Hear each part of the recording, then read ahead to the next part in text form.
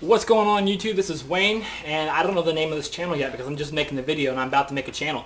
My friend has been pressuring me and saying you should make Naruto reviews, and I finally gave in. I want to do it. And just to give you some background information, I've been following Naruto ever since it hit America. It hit America in my 8th grade summer, right before it hit 9th grade. In the summer in between 8th grade and 9th grade it hit. And I've been following it ever since, and I'm almost 21. I'll be 21 this month. So I've been following it ever since it hit America. I love the manga. Some people hate it. A lot of people love it. And if you love it, you're probably watching this video. If they hate it, you know, there's some YouTube trolls out there, and they're still probably watching the video, and they're going to leave a hate just because they're trolls.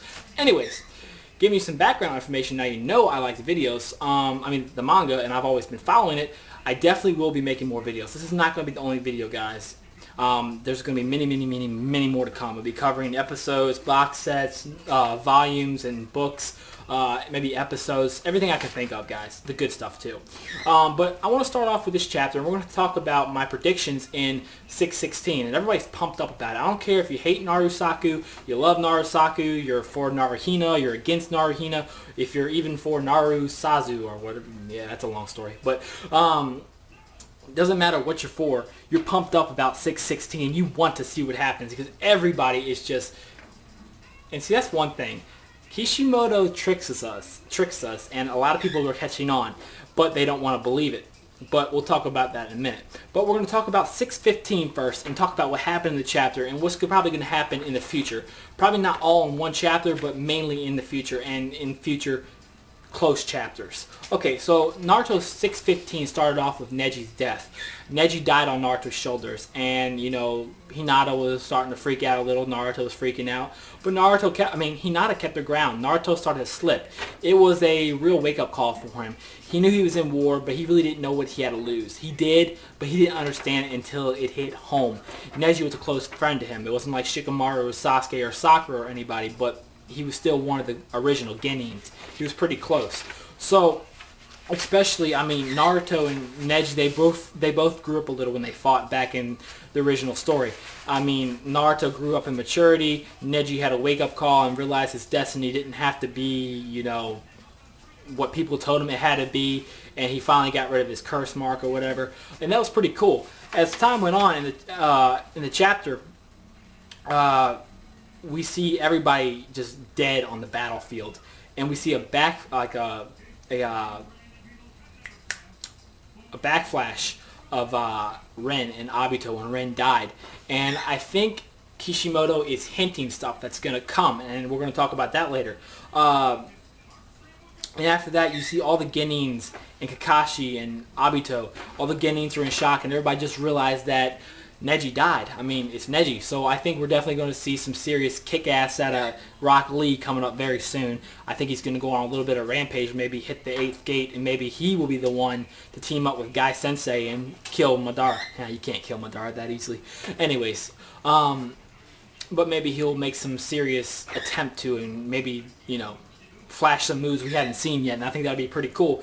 But time went on in the chapter. Obito is starting to preach to Naruto, and he's basically brainwashing him. He realized that Naruto got hit. He's vulnerable. Let's preach to him. Let's make him believe what we believe, and let's get him on his side. Because if you have Naruto, you have Obito, and you have Madara and the Ten Tails, that's an unstoppable force right there, pretty much. So he's persuading Naruto. He's telling him, you know, if you come on our side in our world, Neji will be back. Everybody will be back. There won't be any suffering. I guess it'll be like heaven almost. So Naruto starts giving in because he's been on the battlefield for how long now? He's been fighting. He's been, you know, he's out of energy. He starts to realize he's against Madara. He's got the first Hokage cells. He's got the Mangekyo Sharingan, the internal Mangekyo Sharingan. He's got the Rinnegan. He's got the Ten Tails, barely. He's got an immoral body. How do you beat that? And then you got the Ten Tails by itself. How do you beat that? Then he's got Obito. It's like, you know, these guys are unstoppable, and Naruto is starting to think, you know, I can't do it. So he gives in. Obito reaches his hand out, and everybody, they hate this one panel right here because they're always like, you know, Naruto was the guy who never gives up. How could Kishimoto give him a scene where he gives in? Give the guy some credit. Naruto hasn't given in for 614 chapters. He can give in to one little little moment of weakness. I mean, everybody has their flaws, and I think that was good of Kishimoto because Naruto's not perfect. He brought it down to home, more realistic. People are going to give in sometimes. Not everybody's going to be strong all the time. So I thought that was pretty cool. And then there was the panel that everybody loved. Hinata just bitch slapped Naruto and just, well, she didn't bitch slap him, but you know, she slapped the crap out of him and she started preaching to him. She started saying stuff like, you know, if you give up now, everything you did, coming this far is in vain. Everything you did was in vain. The deaths of the people on the battlefield would be in vain. And she starts talking about his ninja way would be in vain. And her ninja way would be in vain because her ninja way is Naruto's ninja way. So Naruto's starting to think about it. It's starting to register in his little, what brains he does have. And then she starts talking about family and how the alliance is a family. And everybody's working together to protect the world, and him and the Eight Tails. And the Eight Tails and the Nine Tails are trying to protect the alliance. So they're a family. They might not be blood, but they're family. So it's starting to register. Naruto's starting to think. And he's starting to have flashbacks. He's starting to remember Jiraiya, his mom, his dad, Chiyo, Shikaku, Ino's dad, who else was it? The third Hokage. And, you know, he's looking around, he sees a bunch of dead people on the battlefield, and then he sees that one panel of Sakura, and I think we're going to see a lot more Sakura very soon. Hold your horses. Like I said, guys, I'm unbiased. I'm not claiming to be a Narusaku fan or a Naruhina fan. I am one of them, but I'm going to be unbiased in my videos. But you do see that one panel of Sakura, and she looks up, and she's kind of baffled, like Hinata's coming out of her shell. She's actually talking to Naruto like she wants to, and she's just shocked, and she cannot believe what's happening.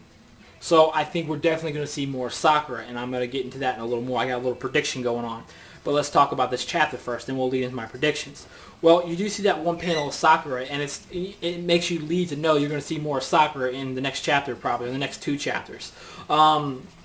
Basically, Hinata gives him that lecture, and he starts to wake up.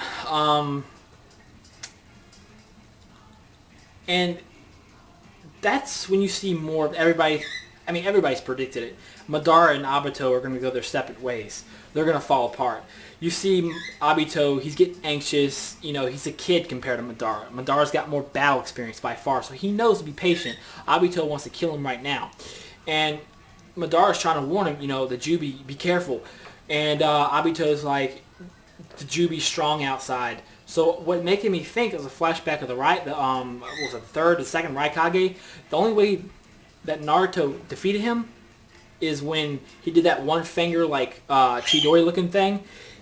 Only reason they beat the Raikage is because they made him touch his chest. And the only thing that could penetrate him was himself. So I think they're going to do something like that with the Ten Tails maybe.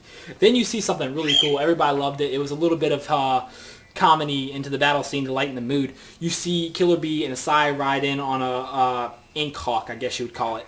And you see Killer Bee transform into the Eight Tails, and the Ten Tails open his mouth, and everybody's like, oh crap, he's gonna die. And you see his head inside the Ten Tails. I thought he was gonna get his head bitten off, and I was like, okay, Killer Bee's about to die.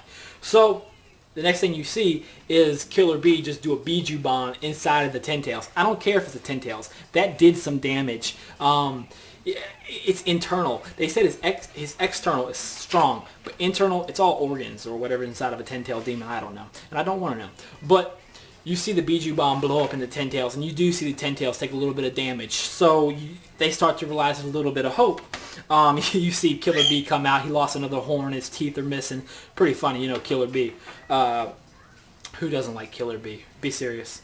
Then you see the flashback, and you see Nagato, Itachi, the third Hokage, the fourth, Kushina, Chiyo, Jiraiya, Shikaku, and Ino's dad. I think I said that earlier in the video, my bad. But you see them all together, and he starts to realize what he's fighting for, and who believe in him, and who sacrificed his life for him. So he starts to pull himself together. And this is where everybody thinks, when they beat Madara, everybody thinks Naruto's going to do one of those talk no jutsu things, meaning Naruto's going to talk him to death, or maybe stare him to death like he says, or maybe he'll just glare him to death. But Naruto, everybody thinks Naruto's going to beat Madara with no talk jutsu. So, I mean, no jutsu talk. So, do I think that's going to happen? I don't think so. It's Madara Uchiha. He's not going to be persuaded by words. He's a devil himself, pretty much. So, I do think they're going to fight Madara, and I think it's going to be Sasuke and Naruto teaming up, but yet they still hate each other. Well, Sasuke hates Naruto, but I think they're going to team up with him. I don't know. I don't think Madara's going down that quick. So in the last chapter, you basically see Hinata has her hand on Naruto when she's talking to him, and then Naruto says thanks a bunch, and he takes her hand and pulls it down and holds on to it. And on the side of the page, you see I'm never letting go of that hand. And the title of the chapter is called Connected, but don't get your hopes up, Naruhina fans. And like I said, I'm unbiased. I'm just having a prediction right now. Okay. Some people are saying, oh, he's holding her hand and stuff. Well, in reality, that one page was probably like 2 seconds. And sorry about that, guys. But that whole hand thing was like 2 seconds in reality. And just the way Naruto's acting, I don't think he's on the same page with Hinata. Yes, I think he has mutual feelings for her, but nowhere near as much as she has for him. I kind of think it's like Naruto's Sakura, Kiba to Hinata. I think Hinata is in Naruto's shoes and Kiba is in Hinata's shoes. Naruto wants Sakura more. Kiba wants, well, this is a prediction, but everybody thinks Kiba likes Hinata. Some people are going to say no, he doesn't like Hinata, but whatever. You know what I mean. He's not on the same page with Hinata. That's not a doubt. I mean, you could say he likes Hinata, and I think he does a little bit, but I don't know where you've been at, but I mean, in this entire Shippuden arc, or even back in the story, there have been minimum amounts of where he talks about Hinata. And like I said, I'm coming unbiased. I'm just stating the truth. Now, if you look at Narusaku and how he feels about Sakura, there's a lot more moments with them. And some people could say, oh, Sakura doesn't care about Naruto. I'm coming at you as unbiased, but if you say that, where have you been this entire story? Seriously. If she cares about him as a friend or more than a friend, whatever, she cares about him. And I know she cares more about him than just a friend. Does she care about Sasuke? Yeah. And that's another thing. It's just, guys, I don't think you can kill Sakura, because if you lose her, it's just, you lose a lot of the story. And here's another thing. Kishimoto did say that Sakura is going to be the main heroine. So does that mean she's going to be the love interest? It doesn't have to be, but she is going to be the main heroine. It just doesn't make sense. Why would you have the entire 500 over 600 chapters if focus on Sakura, and then switch it to Hinata? He could be doing it for fans to make more money. Very well could. But honestly, I think one of them is going to die. And I think it's going to be Hinata. I'm not saying that I want her to die. I could want Sakura to die. You never know. I'm not going to tell you who I like. But one of them, I think, is going to die. And I think that's the bottom line. Now, as far as Sasuke and Orochimaru, people are saying, he's got the scroll. Some people are saying it's a Uzumaki Hyuga bloodline thing. I don't know. Maybe. Have you ever heard anything about that before? Not that I know of, and I've read every chapter. Some people are saying it's a Senju scroll. I think that's more likely. Orochimaru could get the Senju's cells or something. I don't know. But here's